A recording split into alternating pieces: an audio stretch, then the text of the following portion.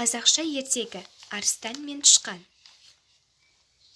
Ертеде орман патшасы Арыстан тоғайдың қалың беделінде ұйықтап жатады.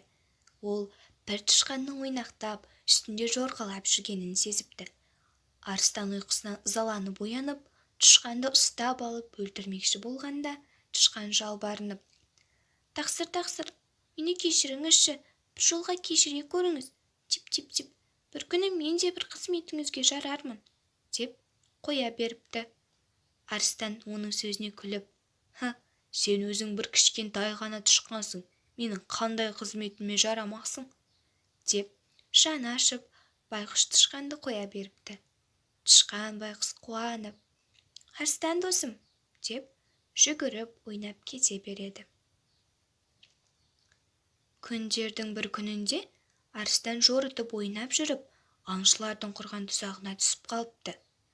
Жар құрып, тапырлап, ақырып, бақырып жатса да тұзақтан құтыла алмапты. Сол жерде өтіп бара жатқан тышқан Арыстанның бұл халін көріп, қасына келіп қарап тұрады. Сонда Арыстан тышқанға қарап: лажың бар ма бұған, деп жыламсырапты. Тышқан дереу өткір тістермен тұзақтың тістерін кеміріп, қиып жіберіп, Арыстанды тұзақтан аман алып құтқарып қалады.